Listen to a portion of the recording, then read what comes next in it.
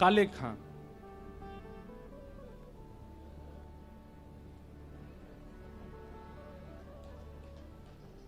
काले खां हमने भी पोज ही दिया, मैंने लोग खींचो तो वो अचानक से आए ना मन के। तो मैं क्या बताया था, काले खां। तो काले खां जो थे अपने घर चलाने के लिए काम ढूंढ रहे थे, कहां काम करूं। पढ़े लिखे इतने थे नहीं, तो कहीं अच्छी जगह उनको नौकरी मिल नहीं रही थी। तब उनको एक ऑफर आया। बोले क्या? बोले मदन मोहन जी के मंदिर में बाहर जो परिक्रमा मार्ग है वहां झाड़ू लगाने की सेवा, और मदन मोहन जी मंदिर पर चढ़ते हैं, ऊपर सीढ़ियां हैं, उसकी साफ सफाई, मतलब साफ सफाई की सेवा के लिए उनको करना हो तो कर लो। बोले क्या बुराई है, हम अपना नमाज अदा करते हैं, अपने भगवान को हम पूजते ही हैं। बोले घर चलाने के लिए अगर करना पड़े तो कोई दिक्कत नहीं। मतलब नैष्ठिक मुसलमान थे वे, जितने समय पर नमाज करनी चाहिए, जैसे नियम होता वो सब करते थे, टोपी ओपी पहन के, जैसा उनका वेशभूष रूपा सब वैसे ही रहते थे। लेकिन मदन मोहन जी के मंदिर में उनको झाड़ू की सेवा और साफ सफाई की सेवा, रखवाली की सेवा मिल गई। सुबह जाना, मंगलाक से पहले पहुंच करके सब साफ कर देना, और फिर शाम तक वहीं रहना। बीच बीच में भोजन पाने अपने घर जाते थे, फिर दोबारा वहीं आ जाते थे।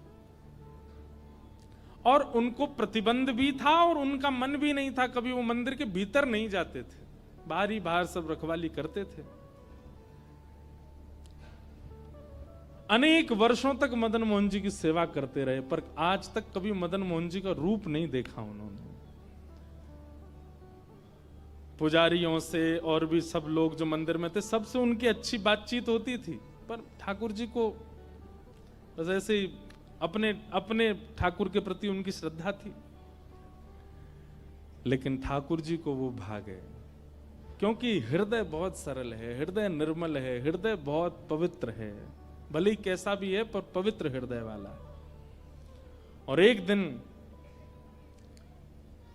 राजभोग आरती हो रही थी श्री मदन मोहन लाल जी की, और वहां भीड़ में कुछ लोग सीढ़ियों पर खड़े थे, उनमें कुछ कहा सुनी हो गई, तो उनकी कहा सुनी हुई तो ये वहीं खड़े थे। उनको संभालने के लिए, उनको दूर करने के लिए एक सीढ़ी चढ़ के उनको अलग कर रहे थे, और ये कुछ संभाल रहे थे व्यवस्था। और व्यवस्था, अरे भाई ऐसे नहीं करो, देखो तो आरती हो रही है, ऐसे मत करो, और देखो देखो आरती हो रही है, ऐसे कह के जैसे इन्होंने सामने पहली बार आज श्री मदन मोहन जी को देखा। वरहा पीड़म नटवर वपुः कर्णयो कर्णकारम बिभ्रदवासः कनक कपिसं वैजयन्तीं च माला रंध्रान वेणो अधर सुधया पूरयन् गोपवृन्दै वृंदारण्यम स्वपदरमणम प्राविशद गीत कीर्ति लखी जिन लाल की मुस्कान। एक बार जिसने ठाकुर जी की मुस्कान देख ली, हमारे ब्रज में इस भाव को गाया जाता है, लखी जिन लाल की मुस्कान। एक बार जिन्होंने ठाकुर जी की मुस्कान को देख लिया, उसके बाद स्थिति क्या हो जाएगी। हम लोग ठाकुर जी का दर्शन करने जाते हैं, दर्शन करके थोड़ी देर में बाहर आ जाते हैं, इसका मतलब हमने देखे ही नहीं ठाकुर जी। लखी जिन लाल की मुस्कान, तिन ही बिसरी वेद विधि जप जोग संगम ध्यान। नैम व्रत आचार पूजा पाठ गीता ज्ञान। रसिक भगवत द्रगदई अस ऐंच के मुख म्यान। लखी जिन लाल की मुस्कान। ठाकुर जी के जो होठ है ना, ऐसे आकृति है ठाकुर जी की, धनुष आकृति के होठ हैं। ये धनुष ही है, ये होठ नहीं है, धनुष हैं। और जब जब ठाकुर जी मुस्कुराते हैं तब तब समझो ठाकुर जी ने प्रत्यंचा खींचा है, और प्रत्यंचा खींच करके सामने जो दर्शनार्थी खड़ा है उसको अपनी मुस्कान रूपी दंतावली दिखा करके ठाकुर जी मानो जैसे बाण मार देते हैं। और जिस दिन ये मुस्कान रूपी बाण पड़ता है ना, सब भूल जाता है आदमी, फिर किसी स्थिति में रह नहीं पाता।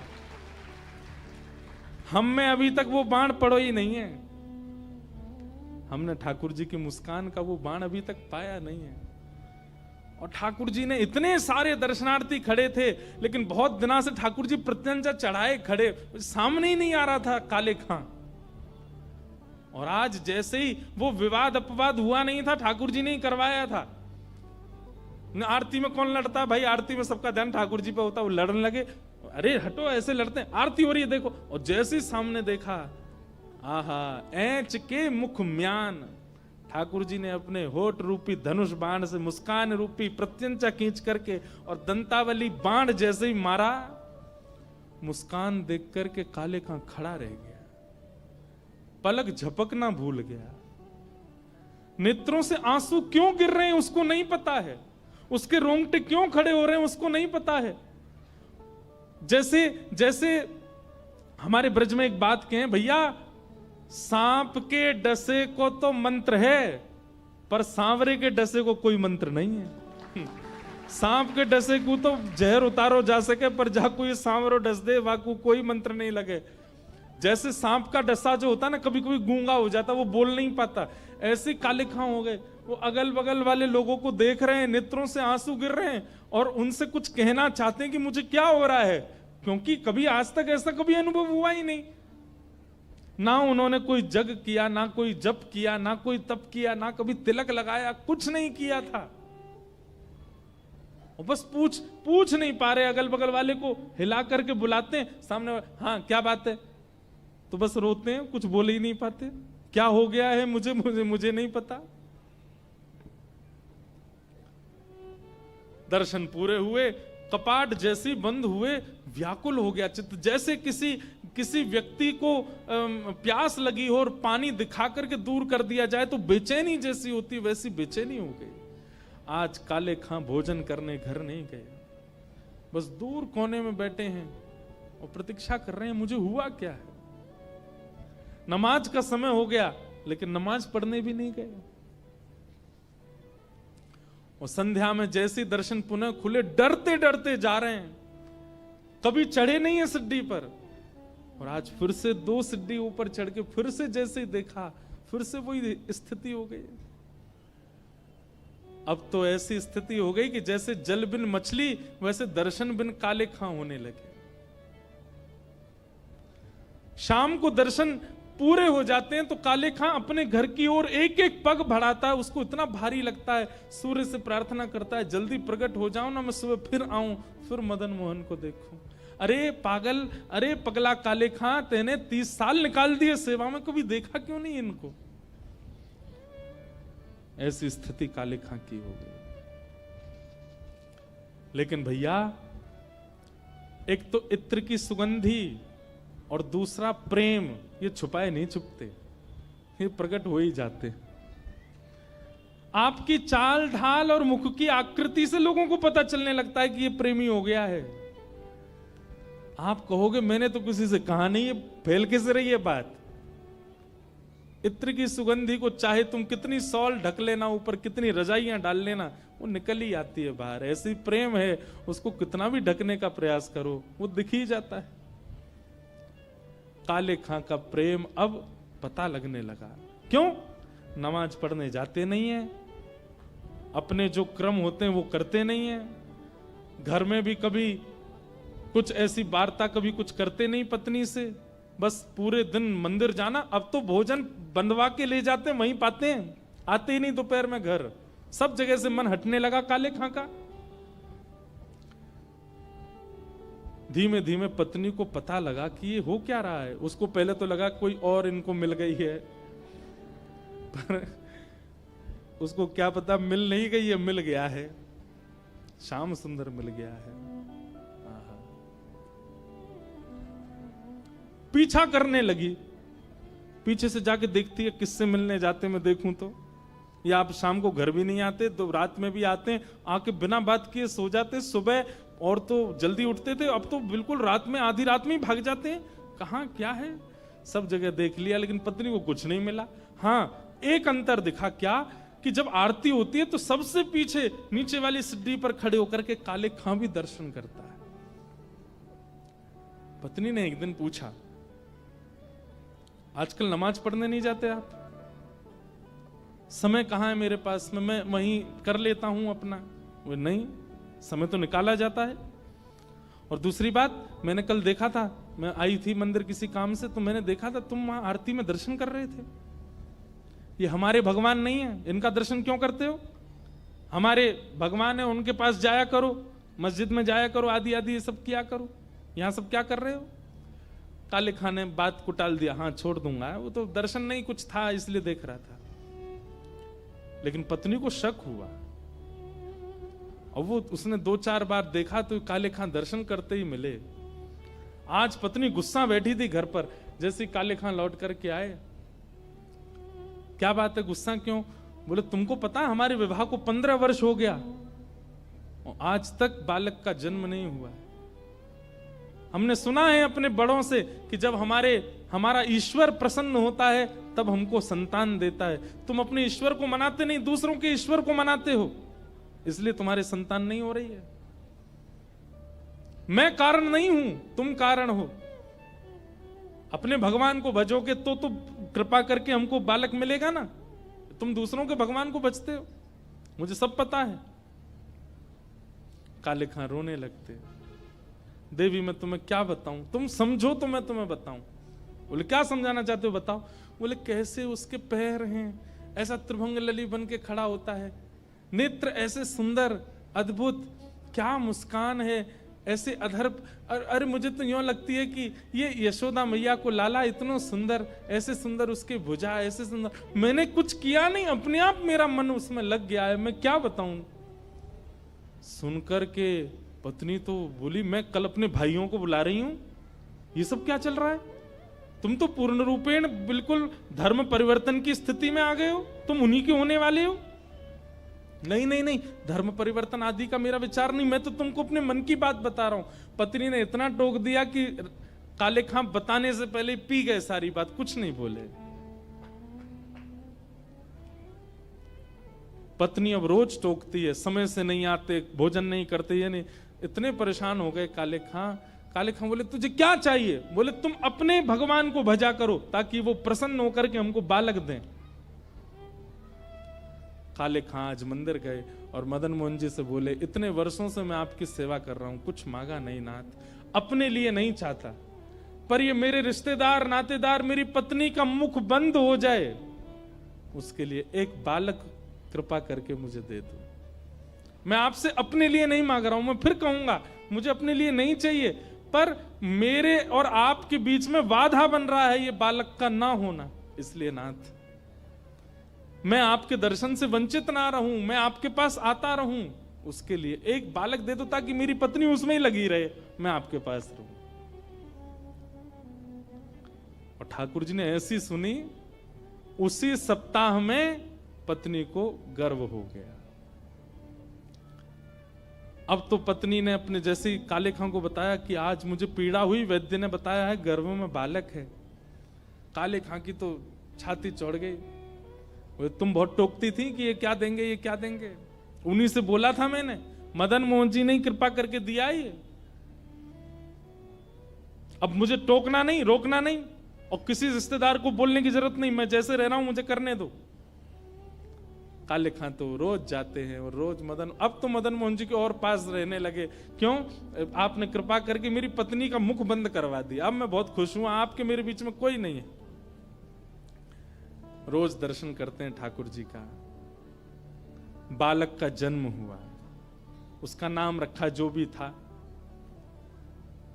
धीमे धीमे बालक बड़ा हुआ, 8 वर्ष तक बहुत बढ़िया सब कुछ चलता रहा। मदन मोहन जी भी खूब प्रेम देते हैं, जो जो मांगता है रसखान वो हो जाता है। कभी रसखान के मन में होता है कि मैं प्रसाद पुजारी जी से तो मांग नहीं सकता, कोई दर्शनार्थी निकल रहा हो और ठाकुर जी ऐसी कोई कृपा करना उसके हाथ से प्रसाद गिर जाए, और वो नीचे जब गिरे तो मैं कहूंगा अरे नीचे गिरा हुआ क्या लोगे, वो चला जाए, उसको बीन के मैं पालूं।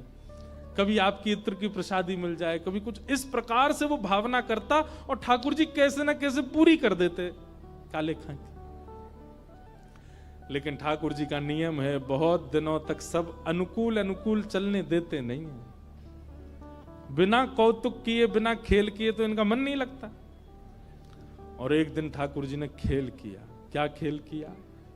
इनका बेटा 8 वर्ष का था, वो यमुना जी के तट पर खेल रहा था, नदी के तट पर खेल रहा था अपने मित्रों के साथ। तभी एक काले नाग ने उसको डस दिया और नीला पड़ गया और उसकी मृत्यु हो गई, बेटे की मृत्यु हो गई।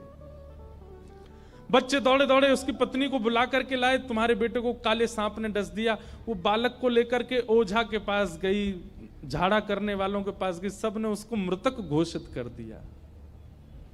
किसी बालक से कहा था इसके पिता को बुला के लाओ, मदन मोहन मंदिर में सेवा करते हैं, वो उनसे कह के आओ कि बालक को ऐसे ऐसे विष लगा है। बालक जब बताने आया तब ये आरती दर्शन कर रहे थे मदन मोहन जी का। तभी एक बालक ने कहा, बोले अरे काले काले चाचा, आपके पुत्र को सांप ने काट लिया। वो समाचार सुनकर के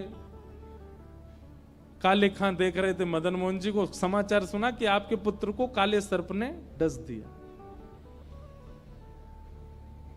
आंखों से आंसू निकले और मुख पर बड़ी मुस्कान। बोले वाह कन्हैया, मैं इसी चीज से डर रहा था कि इतने दिन हो गए कोई कौतुक नहीं हो रहा मेरे साथ। मुझे क्या पता था कौतुक के रूप में इतनी बड़ी लीला कर दोगे आप। ये क्या कर दिया आपने। दर्शन करके और बालक को बोला तुम जाओ मैं आता हूं। बालक ने जाकर के उनकी पत्नी को बता दिया। बोले वो तो कह रहे हैं मैं आ रहा हूं थोड़ी देर में। बोले कैसा पिता है, अपने बालक की मृत्यु खबर सुनकर के भी अभी कहता है कि मैं आ रहा हूं। अपने मृतक बालक को लेकर के पत्नी मदन मोहन जी की देहली पे ही पहुंच गई और जाकर के उसको पटक दिया। काले खां ने कहा तुम यहां सब क्यों करने आई हो तमाशा, इसको ले जाओ घर पे, मैं आ रहा हूं ना। बोले तुम पिता हो सच में, तुम्हारे नेत्रों में अश्रु नहीं, तुम्हारे मन में कोई भाव नहीं, तुमको पता चला कि तुम्हारा बालक मर गया, तुम कहते हो मैं आ रहा हूं। ये दूसरों का भगवान तुमको इतना प्रिय लगने लगा कि इसके आगे अपने पुत्र की मृत्यु भी तुमको बेचैन नहीं करती है। और हां, तुमने ही कहा था ना कि ये मदन मोहन जी ने दिया है, ये बालक हमको मदन मोहन जी ने दिया है ना। मैं आज वचन देती हूं अपने बालक सहित तुम्हारे साथ इनकी भक्ति करूंगी, अगर मेरा बालक इन्होंने जीवित कर दिया तो। अगर इन्होंने दिया है तो जीवित करे। ताली क्यों बजाई आपने, अभी कुछ हुआ तो है नहीं। वो तो चुनौती दे रही है अपने पति को। आहा, काले खां तो अब भक्ति की परीक्षा हो रही है। आहा, काले खां मदन मोहन जी के आगे खड़े, बोले नाथ, जीवन में दूसरी बार है कि मैं आपसे कुछ मांग रहा हूं।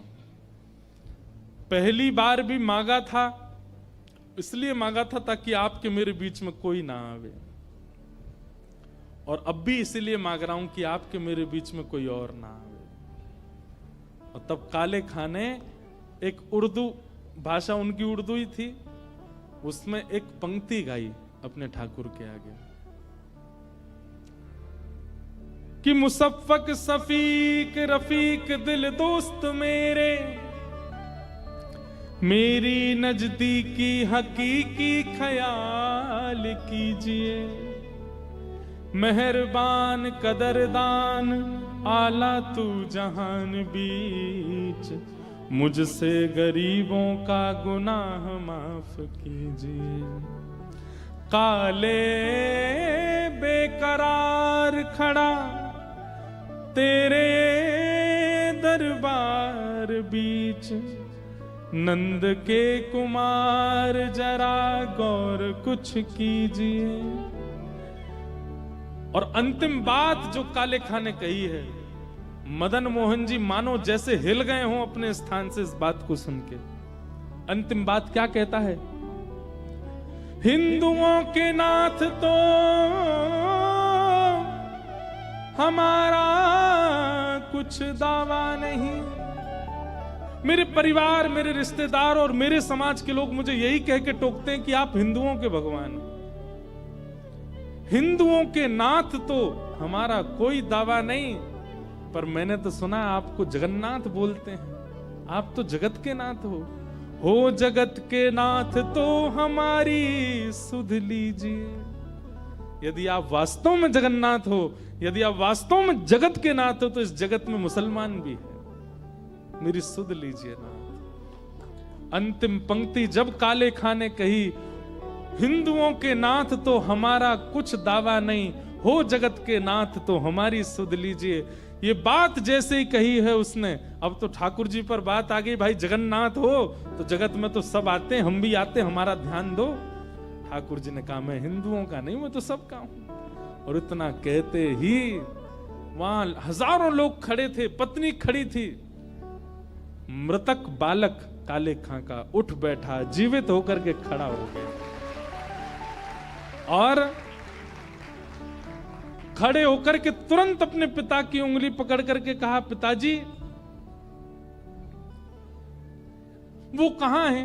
पिताजी बोले कौन?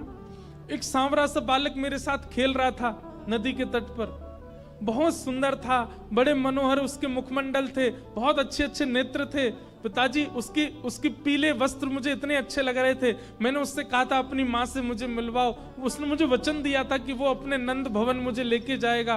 पिताजी उसके बाद पता नहीं मुझे नींद आ गई, मैं कहां चला गया मुझे नहीं पता, वो बालक कहां है पिताजी? काले खां ने उसकी माँ की ओर देखा तो माँ अचंभित खड़ी है, नेत्रों में आंसू। वो सारे रिश्तेदार खड़े थे और उसके जो मित्र आदि थे जो नमाज पढ़ने जाते वो भी सब वहीं खड़े थे।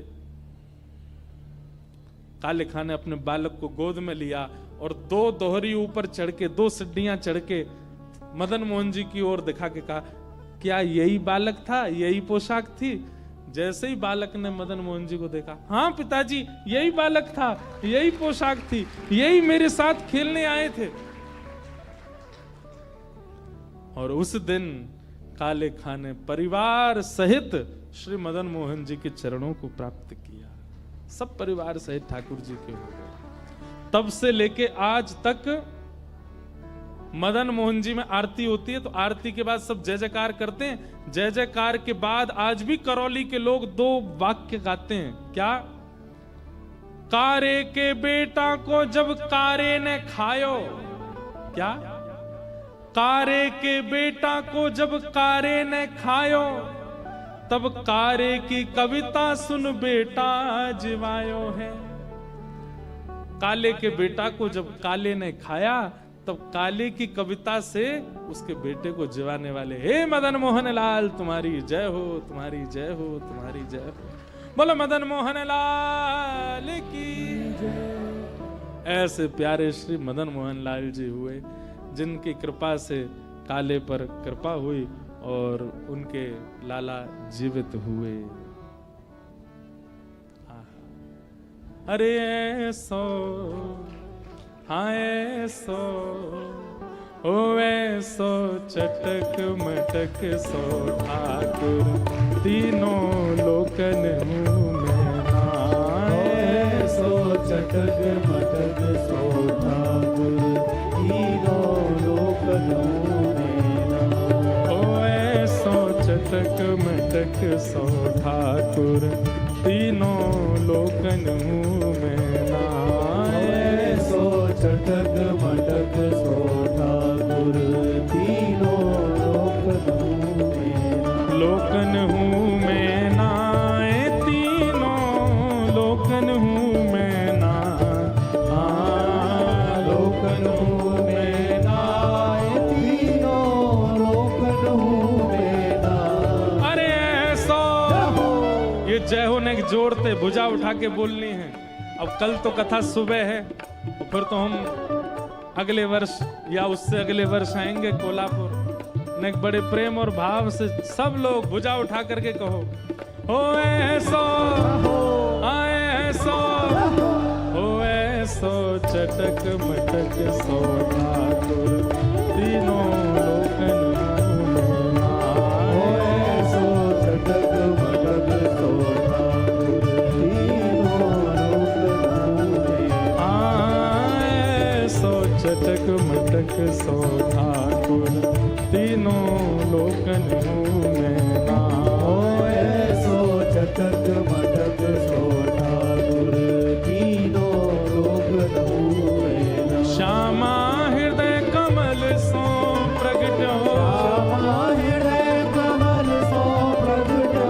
श्यामा हृदय कमल सो प्रगट्यो। श्यामा हृदय कमल सो प्रगट्यो। और श्याम हृदय कुमार वृंदावन मेरो वृंदावन। वृंदावन मेरो वृंदावन। हे श्री वृंदावन प्यारो वृंदावन। वृंदावन प्यारो वृंदावन। हे बिहरत निस दिन कुंज गलन में ब्रज जन मन सुख धाम। बिहरत निश दिन कुंज सब लोग गाओ। ब्रज जन मन सुख हाँ, बिहरत निस दिन कुंज गलन में ब्रज जन मन सुख धाम। बिहरत निश दिन कुंज गलिन में ब्रज जन मन सुख हे मदन मोहन को रूप निरख के। मदन मोहन को रूप निरख के। मदन मोहन को रूप निरख के। मदन मोहन को रूप निरख के। अब अगली पंक्ति है सनातन बलि बलि जाए। तो श्री मदन मोहन जी का ध्यान करके सब बलैया लियो। मदन मोहन को रूप निरख के। मदन मोहन को रूप निरख हे सनातन बलि बलि जाओ। वृंदावन मेरो वृंदावन। वृंदावन मेरो वृंदावन। हे श्री वृंदावन प्यारो वृंदावन। वृंदावन प्यारो वृंदावन। मदन मोहन को रूप निरख के। मदन मोहन को रूप निरख के। सनातन बलि बलि जाओ। वृंदावन मेरो वृंदावन। वृंदावन मेरो वृंदावन। हे श्री वृंदावन प्यारो वृंदावन। वृंदावन प्यारो वृंदावन। श्री गोपाल भट्ट जो कि हृदय वेदना प्रगट्यो शालिग्राम। गोपाल भट्ट जो के हृदय वेदना प्रगट्यो शालिग्राम। हाँ, श्री गोपाल भट्ट जो कि हृदय वेदना प्रगट्यो शालिग्राम। गोपाल भट्ट जो के हृदय वेदना प्रगट्यो शालिग्राम। हे रूप सुधा को खान हमारो। रूप सुधा को खान हमारो। वृंदावन में सब ते न्यारो। वृंदावन में सब ते न्यारो। हे श्री राधा रमण जुलाल। वृंदावन मेरो वृंदावन। वृंदावन प्यारो वृंदावन। हे श्री वृंदावन प्यारो वृंदावन। वृंदावन प्यारो वृंदावन। ये कथा सुनते सुनते ही बना रहे थे आप हैं? ये देखो एक कथा सुनते सुनते बनाए हैं। और भी कुछ है? अरे वाह, ये राधा रमण जी के संग, ये पंडरीनाथ भगवान के संग। ये तो ऐसे लग रहे हैं छोटे से नेक्स्ट से बना दी हूँ। बहुत बढ़िया, लाओ इधर आओ। हे वृंदावन मेरो वृंदावन। वृंदावन मेरो वृंदावन। हे श्री वृंदावन प्यारो वृंदावन। वृंदावन प्यारो वृंदावन। आतुर हित हरिवंश पुकारो राधा राधा नाम। आतुर हित हरिवंश पुकारो राधा राधा। भुजा उठा के कहो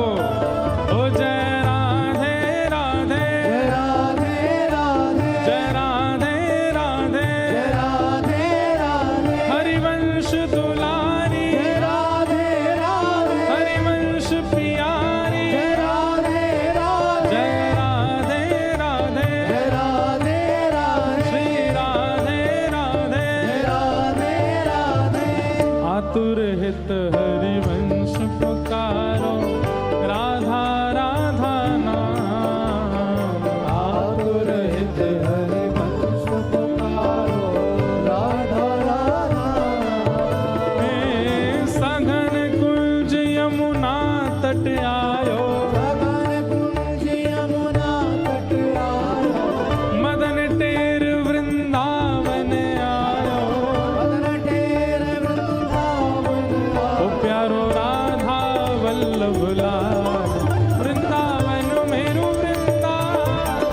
वृंदावन मेरू वृंदावन। हे श्री वृंदावन प्यारो वृंदावन। वृंदावन प्यारो वृंदावन। सघन कुंज यमुना तट आयो, सघन कुंज यमुना तट आयो। प्यारो राधा वल्लभ लाल, वृंदावन मेरू वृंदावन।